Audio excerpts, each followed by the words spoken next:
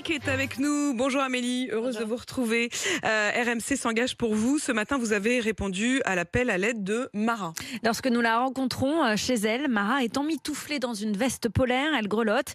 Son compagnon, lui, est en manteau et pour cause, dans l'appartement qu'elle loue à Nanterre, près de Paris, le gaz est coupé et il n'y a plus de chauffage depuis plus de 2 semaines.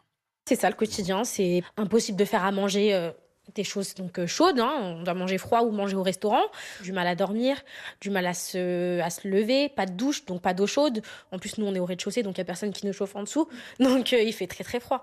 Dans son malheur, elle a pourtant eu beaucoup de chance, car le 25 janvier dernier, sa voisine sent une odeur de gaz dans l'immeuble. Elle prévient Mara et ensemble, elles appellent les secours. En arrivant sur place, ce qu'ils constatent est effrayant. Le niveau de gaz est alarmant dans la cuisine de Mara. Les pompiers coupent tout et expliquent aux locataires qu'ils ont évité le drame de justesse.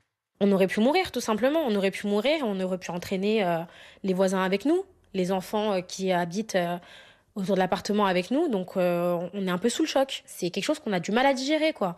Donc non seulement elle a échappé au pire, mais depuis, elle n'a plus de chauffage, plus de gaz et c'est pour ça qu'elle vous a contacté. Oui, car rien ne bouge. Depuis le passage des pompiers, l'agence immobilière a bien dépêché, très rapidement d'ailleurs, un plombier. Il a repéré 3 fuites dans la cuisine quand même.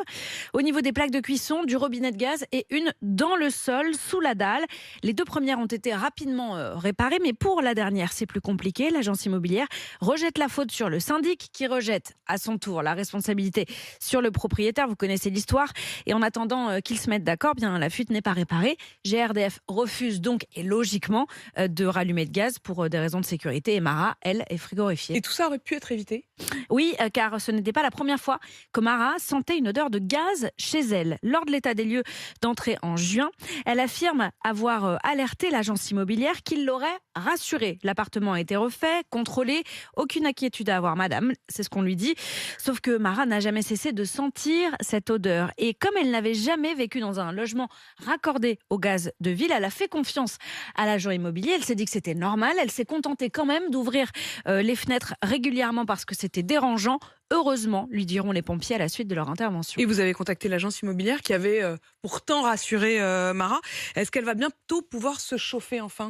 Alors, elle lui affirme d'abord n'avoir jamais été alertée sur une odeur de gaz persistante et avoir agi dès qu'elle en a été informée. Pour l'instant, Mara continue donc de payer 1 040 € par mois pour ce 60 mètres carrés sans gaz et qui aurait donc pu lui coûter la vie.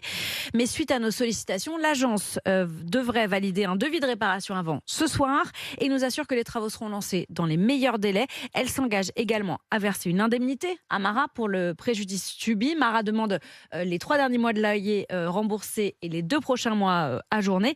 On verra ce que fait l'agence immobilière quand Mara aura récupéré le gaz, on l'espère, avant la fin du mois. Et vous nous tiendrez bien sûr au courant. Évidemment. Merci Amélie, vous connaissez le chemin. RMC pour vous, @rmc.fr. Il est 7h12.